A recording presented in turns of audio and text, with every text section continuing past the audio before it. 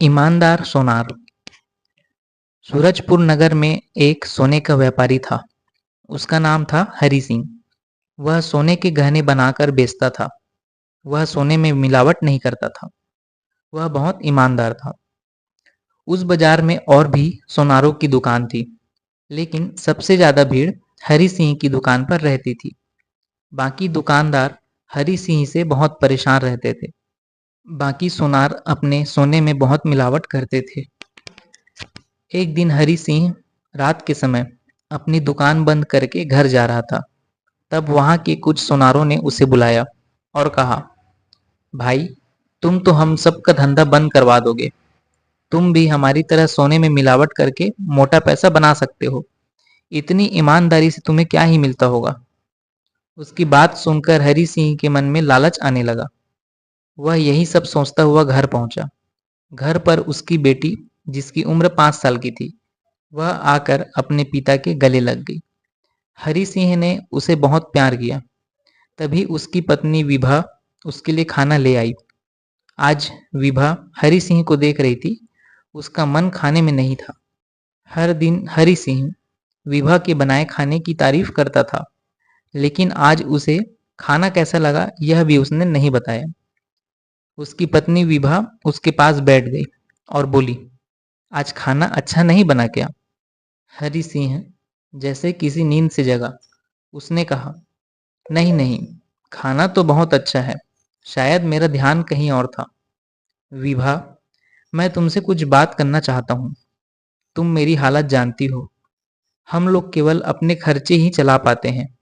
ऐसे में मेरे साथ के दुकान वाले पहले से ही बहुत अमीर है, क्योंकि वे सोने में मिलावट करते हैं, जिसका पता ग्राहक को कभी नहीं लगता।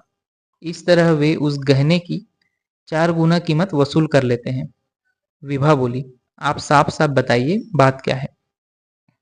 यह सुनकर हरि सिंह बोला, आज कई दुकानदारों ने मुझे रोक कर कहा कि मुझे भी मिलावट करनी चाहिए। मैं भी सोच रहा हूँ, अगर थोड़ी सी मिलावट कर ली जाए तो किसी को क्या पता लगेगा। इतने सालों में विश्वास मैंने कमाया है, अब उसे इस्तेमाल करना चाहिए। हम भी अमीर बन जाएंगे। विभा हमारी बच्ची का भी तो भविष्य है, उसके लिए भी हमें पैसे जोड़ने हैं। विभा यह सुनकर आश्चर्यचकित हो गई। उसने कहा, मुझे समझ नहीं आता। आज तक आप बिल्कुल ईमानदारी से चलते थे। आप पर लोग भरोसा करते हैं। आज आपको क्या हो गया? आज मन में ये बेईमानी का ख्याल कैसे आ गया? हरि सिंह ने झुंझलाते हुए कहा, अरे तुम तो कुछ समझ ही नहीं रही हो। हमें अपनी बच्ची के भविष्य के लिए ये काम कर लेना चाहिए। कुछ साल ऐसा करके हमारे पास पैसा आ जाएगा, फिर हम ये सब नहीं करेंगे। यह सुनकर विभा को बहुत गुस्सा आया। उसने कहा, क्या आप अपनी बच्ची को चोरी के पैसों से पाल पोस कर बड़ा करेंगे? यह सही नहीं है। लेकिन हरि सिंह अपनी जीत पर अड़ा था। वह अब किसी भी कीमत पर अमीर बनना चाहता था। उसने विभा से आगे बात करना ठीक नहीं समझा। चुपचाप खाना खाकर सोने चला गया। विभा उसके इस तरह के इरादे से बिल्कुल सदमे में थी। उसे लग रहा था कि कहीं इन पैसों से उनके घर का सुख चैन न चला जाए। अगले दिन हरि सिंह दुकान पर गया और अपने कारीगर से सोने के जेवर में मिलावट करने के लिए कहा। कारीगर ने थोड़े से तांबे की मिलावट करके जेवर बना दिए। अगले दिन ग्राहक जब अपने जेवर लेने आए तो बोले, भाई हरि सिंह, मेरे बेटे की शादी है, इसलिए मैंने ये जेवर बनाए हैं। हम लोगों में रिवाज है कि बहू के मायके में ज्यादा से ज्यादा जेवर लेकर जाते हैं, जिससे हमारी शान बढ़ जाए। हरि सिंह ने जेवर दे दिए और पैसे लेकर रख लिए। शाम को उसके कारीगर ने बचा हुआ सोना हरि सिंह को दे दिया। हरि सिंह सोना लेकर घर आ गया। उसे अब यह लग रहा था कि अगर इतना ही सोना रोज बच जाए तो बहुत अमीर बन जाएगा। कुछ दिन बाद इस बचे सोने से ही गहने बनाकर बेच दूंगा। उस रात हरि सिंह अपने भविष्य के बारे में सोचकर खुश हो रहा था। इधर विभा को जब यह पता लगा तो वह बहुत परेशान हो गई। उसने हरि सिंह को फिर से समझाने की कोशिश की, लेकिन उसने अपनी पत्नी को मूर्ख बताया और वह सो गया। रात को उसने सपना देखा कि उसकी बेटी बड़ी हो गई है और उसका विवाह का दिन आ गया है। जिस दिन उसका विवाह था, उसी दिन हरि सिंह की चोरी का पता लड़के वालों को लग जाता है और वे बारात लेकर वापस चले जाते हैं। हरि सिंह की आंख खुली, वह पसीने में नहा रहा था। उसने विभा को सपने के बारे में बताया। विभा ने कहा, आपकी ईमानदारी ही हमारे लिए सबसे बड़ी दौलत है, यह काम छोड़ दीजिए।